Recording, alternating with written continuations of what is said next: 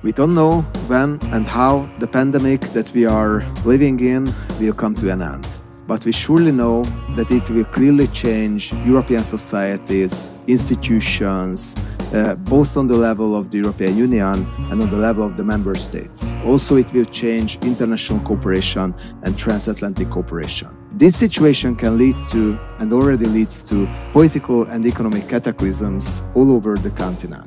I'm going to discuss these changes today with Erik Jones, who is a Director of European and Eurasian Studies and Professor of European Studies and International Political Economy at the Johns Hopkins University, Bologna Policy Center, School of Advanced and International Studies.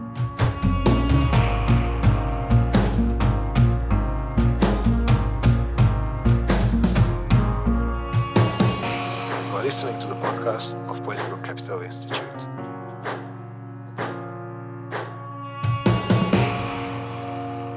Erik is the author of 4 books. His most recent book is a collection of short essays called The Year of European Crisis Ended. He published it in 2014. He is editor or co-editor of more than 20 books or special issues of journals related to European politics and political economy. Professor Jones is a frequent commentator on European politics and political economy in leading journals and newspapers, international media as well. He is a co-editor of Government and Opposition, a very authoritative political science journal. Jones, as a US citizen, has lived in Europe for the last 30 years. He is married with 3 children. I'm Péter Krekó, Director of Political Capital Institute in Budapest, and we will discuss Italian politics, European politics and economics, and US politics and the future of transatlantic relations as well. All of that from a bird perspective, reflecting to the historical times we live in. My plan was to spend April at the Bologna Policy Center, where we could have discussed all these issues in person, but right now we have to discuss it via online because these plans have been shipwrecked. So my first question, Erik, would be that where are you and how is life there? Well, thanks, Peter. It's great to have the opportunity to talk with you. I'm in my apartment in the middle of Bologna, Italy. I'm living in the historic center of the city, which is absolutely beautiful, but it's freakishly empty right now and has been for weeks. So I'm ready for this period of staying in the house to come to an end, even though I realize how important it is. Interestingly, what we could found so far in polls and in the news that we can read, that despite of the fact that Italy is the country that has been hit hardest by the crisis, it seems that its political impact are not totally self-evident, in the sense that it rather led to a kind of rally around the flag effect, in the sense that the popularity of Prime Minister Conte is on the rise, and it seems that the party preferences have rather frozen. What do you think can be the impact of the pandemic on Italian politics, on the middle run and on the longer run? Well, it's a really good question. If you had told me 6 months ago that Giuseppe Conte, as Prime Minister of Italy, would have a popularity rating somewhere between 60 and 70%, I would never have believed you. He has certainly risen to the challenge of communicating government policy and inspiring some sense of calm and confidence in the context of this crisis, as a consequence of which he has benefited quite a bit in terms of popular support. Obviously, though, that popular support attributes to him as an individual and not to any particular political party. Giuseppe Conte is an interesting prime minister in that respect because he came from outside politics completely and has no strong party affiliation. So just as you said, the attitudes toward the traditional political parties or even the newer political parties like the Five Star Movement haven't changed all that much during the crisis. And it remains to be seen how much they're going to change once this crisis comes to an end. My expectation is that if they start fighting again as they were before the crisis really took root, then we'll see the same pattern of change after that we saw beforehand. And I'd be happy to characterize that if you'd be interested. You mean that if the conflicts between the coalition partners will continue? I mean, Italy is having a general melee at the moment, right? There are tensions on the right wing of the political spectrum because we've seen Giorgia Meloni's Brothers of Italy party, Fratelli d'Italia, has been gaining strength quite significantly, and so Matteo Salvini's Lega party is a little bit on the back foot, and he's trying to reassert himself. But as you suggested, we've also seen fights within the coalition, particularly within the ranks of the Christian Democrats, but also and crucially among the members of the Five Star Movement as well. So it's a pretty fluid political situation at the moment. How do you think the Italian economy will be able to cope with the slowdown that will sure to follow the pandemic? And we can already see that economists, even before the pandemic, warned that some structural problems of the Italian economy, low or no growth and high debt, can cause troubles both for Italy and for the Eurozone. How big you think this threat is at the moment? Well, I think it's enormous, right? Not enormous in the sense that Italy is definitely going to cause problems for the Eurozone, but enormous in the sense that the economic consequences of this crisis are problems that we are going to be living with for many months, if not years, in Italy. And we have to be very attentive to that. As you say, right before the crisis set in, so if you were to look at the fourth quarter of 2019, what you would see is the Italian economy was already contracting and flirting with recession, which would have been another quarter of negative growth. Now they definitely have a recession because this is going to be a massive negative growth quarter. And the only thing that's keeping the unemployment rate from skyrocketing is the policies of the government that are pushing people into what we call Cassa Integrazione, which is a kind of a work furlough program. But how long we can continue to rely on that, how long the small businesses will be able to survive without any revenue whatsoever, is an open question. And I think the consequences are going to be pretty dramatic. And probably it's a question you don't want to respond to, but what would be your general expectation about the length and depth of the economic recession that we will see soon? As economists, we tend to look at these economic performance data, and we have two different sets of statistics in mind. One is about quarter-on-quarter performance, and then the other is annualized performance. In terms of annualized performance, this is going to be a lost year. We're going to have negative growth across the year. That is guaranteed. In terms of quarter-on-quarter performance, we haven't really done a whole lot in Italy this quarter, at least in the second half of the quarter. So if we manage to do anything next quarter, that's going to represent improvement. And so we'll get a little bit of quarter-on-quarter growth just because we've been shut down.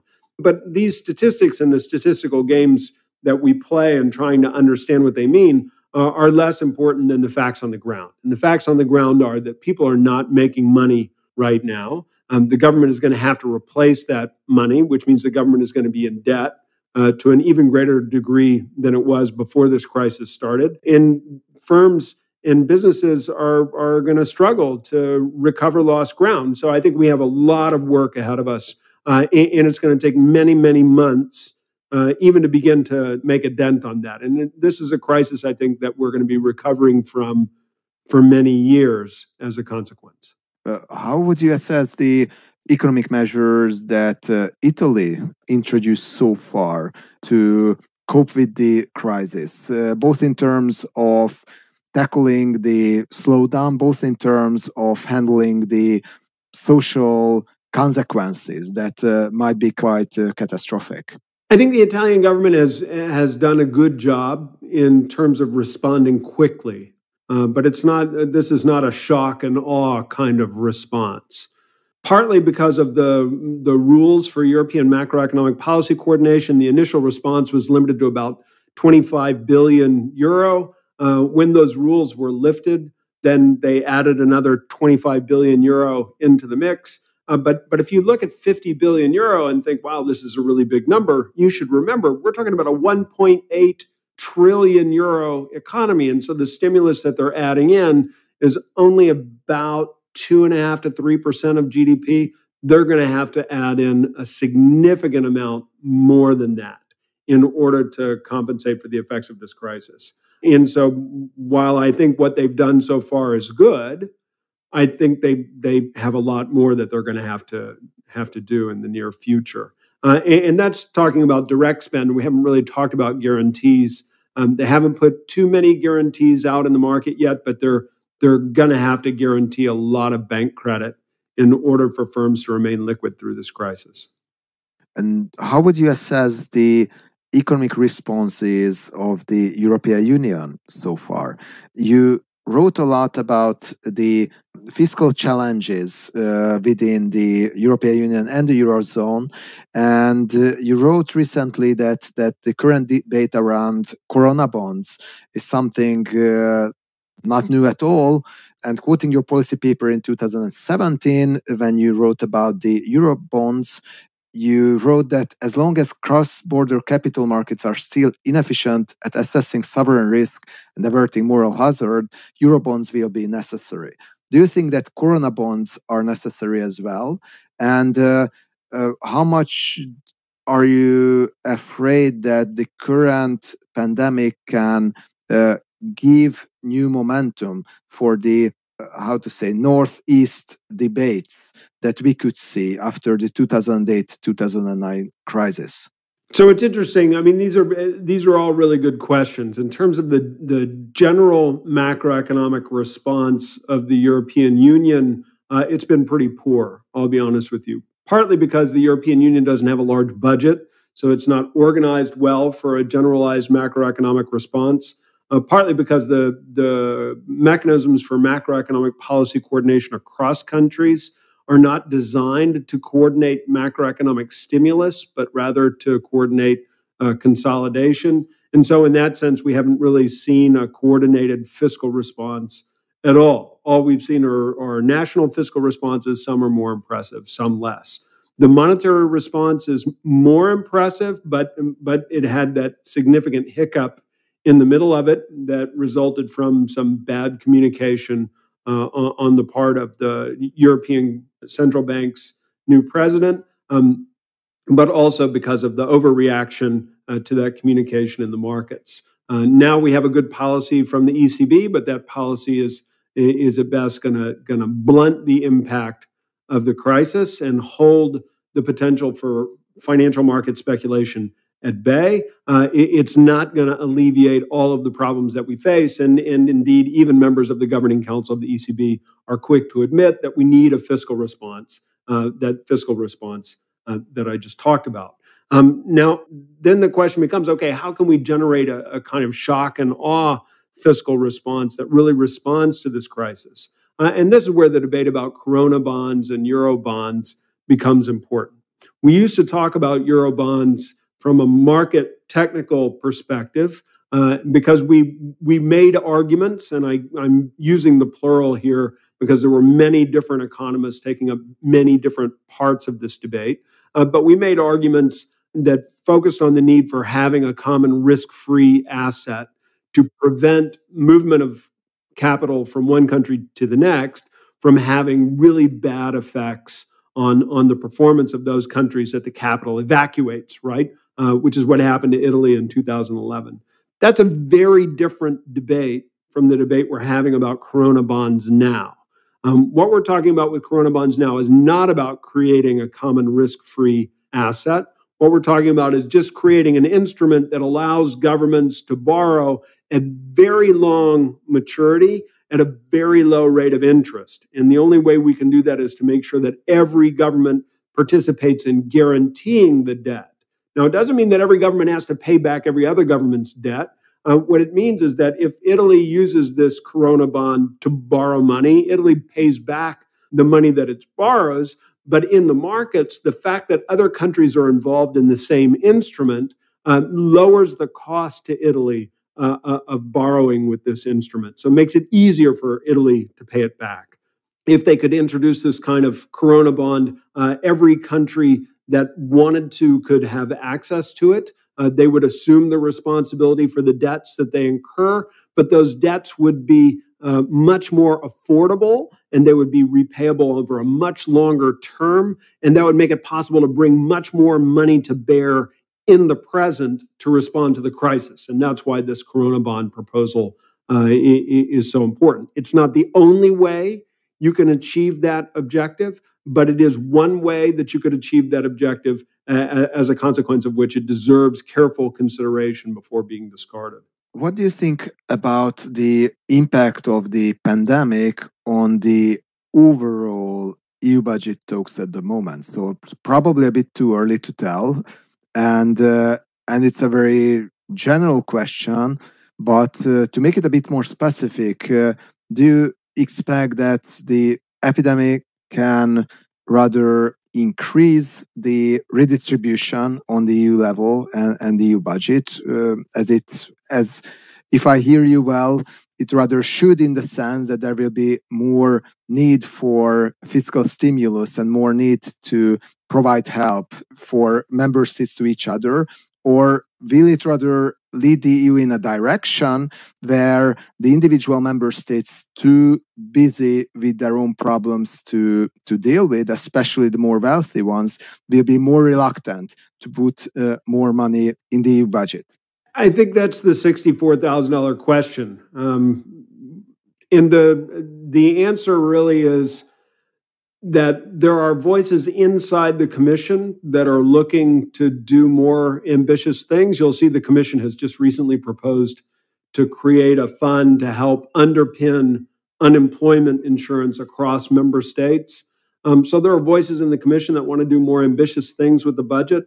But let's not forget, the budget is a share of output. Output is going to decline, so the amount of resources that are available are going to be diminished. The budget is not just a share of output, but the budget also originally factored in a contribution from the United Kingdom that we now know is going to be missing. How long it's going to be missing or when it's going to go missing remains a slightly open question, because they may need an extension to negotiate the final stages of their withdrawal. Having said that, there's still money that needs to be filled in the next 7-year financial framework. And we were having a hard time doing that before the crisis. Now that there are all these other competing priorities and fiscal resources are stretched, I think it's very difficult to imagine a situation where people sign up readily to a more ambitious European budget. I could be wrong on that point, but it strikes me as unlikely. And as a consequence, I think what we're going to see is greater reliance on national fiscal responsibility rather than a more ambitious European fiscal policy per se. And that's if they can come to an agreement on the multi-annual financial framework at all. I think it's going to be a very difficult negotiation. It has been a very difficult negotiation, and where and how that negotiation finally lands remains to be seen. What do you think about the current conflicts between EU member states over fiscal issues, over perceived reluctance of some countries to provide help to others? Is it something that is rather natural in these challenging times, and we could see many of such debates after 2008, 2009, or you think that the European integration as such is in bigger danger now than before? On one level, it's only natural, right? When you think about it, this horrible crisis that we have is a global pandemic, but global pandemics don't express as global problems; they express as local problems, right? I mean that you get a disease that breaks out in a particular local community, you get specific hospitals that are overrun, you have a specific medical staff that need personal protective equipment.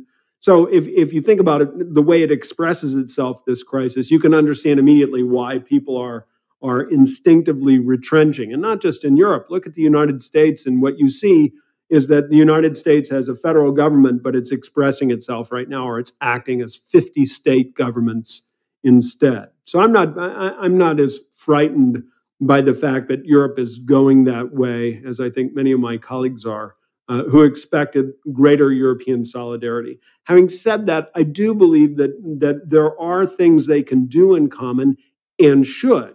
And some of those things have to do much more with guarantees than with outright fiscal transfers. I mean, it's obviously very helpful when they share hospital load across national borders. It's obviously very helpful when they share equipment from one country to the next. We know that the localized expression of this crisis is going to move around, and different places are going to come under strain at different points of time and will need to be helped out.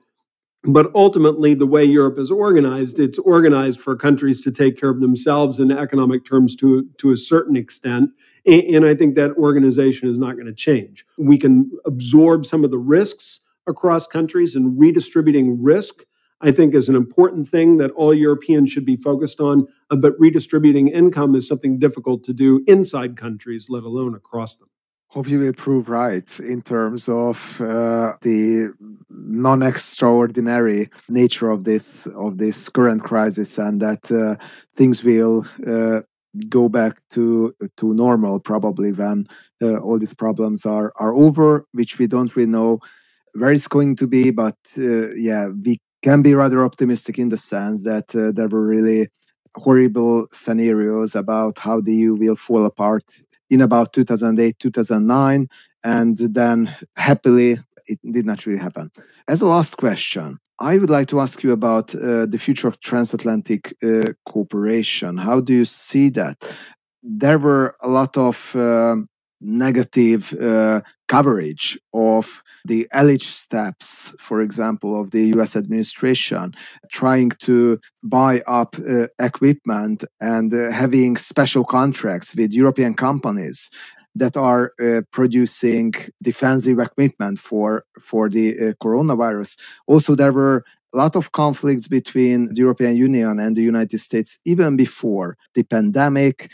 How do you think that the transatlantic cooperation and transatlantic conflicts can change as a result of the current crisis and pandemic? The transatlantic relationship has been changing for quite some time.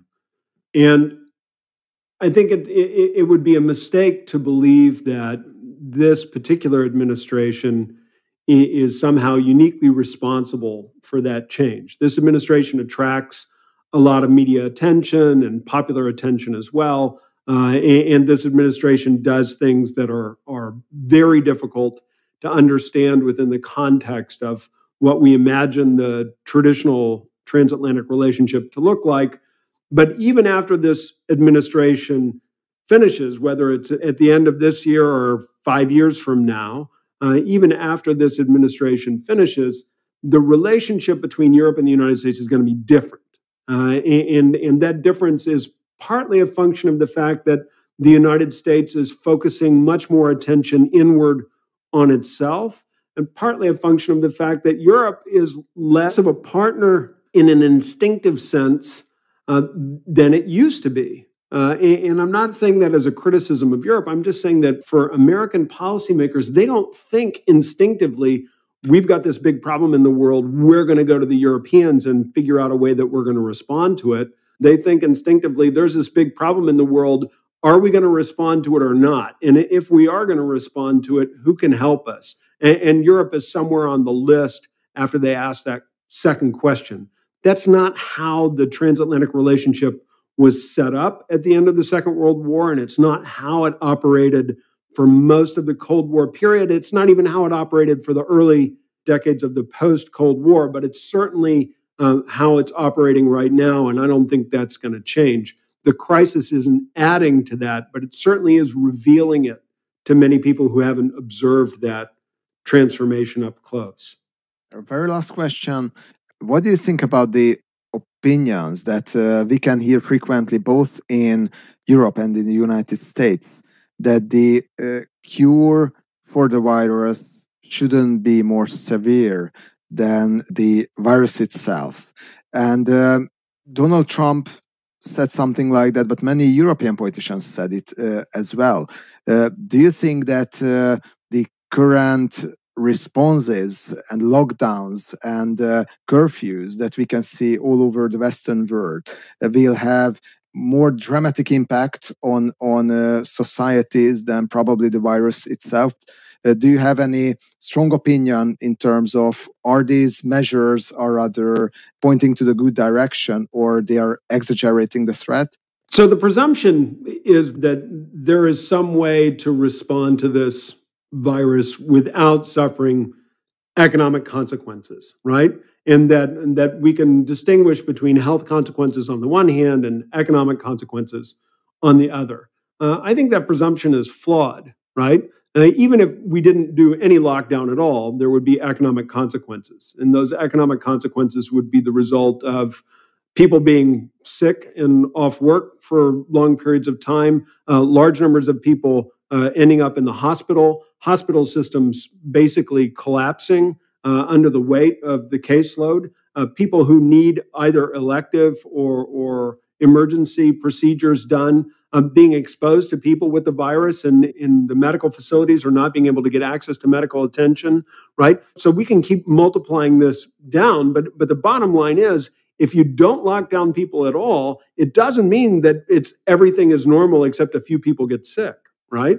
And so when you factor in all the different consequences of not locking people down, then you start to think, well, okay, it's going to be devastating either way, but there are fewer people who die. We don't wipe out our medical system, and we're going to be in a better place to recover if we actually lock people down. And that's why a lot of these countries that have experimented with the quote-unquote herd immunity theory have retreated back into lockdown mode, the most obvious being the United Kingdom. And they've done that because as you face the harsh reality of the calculations involved, you realize that this is the least costly way that we can go about it, right? Now, it doesn't mean that we can't make even the least costly way of going about it less costly, but less costly means getting more upfront compliance with the policy, because the quicker you extinguish the spread of the disease within your local community, the more easily you can go back to having something that approximates a normal life until obviously we get a kind of a vaccine in place that will allow us to live more freely. Sweden's probably, as I see, the last country that tries to experiment with this solution, go along more or less normal and try to get stronger via this kind of herd immunity. And we will see how this experiment develops. And Bill Gates told something very similar that you have just said in a quite dramatic mode, claiming that we cannot just go along and ignore piles of dead people in the corner and working as nothing has happened. So we really do hope that all these measures will finally be proved to be successful in tackling the virus. And there are some promising numbers already coming from Italy that we hope will prove to be a trend. And this tragic period of Italian and European history will sooner or later come to an end. Erik, thanks so much for discussing all this with me, and hope to see each other probably in Bologna in a few months or in the autumn or sometimes, and wish the best for you and for your family. And for you, Peter. Thanks a lot for making the time to talk with me. I really enjoyed it. And for the audience, stay tuned for further podcasts. We will cover the pandemic and its political and social consequences from many more aspects with many more interesting speakers. Goodbye.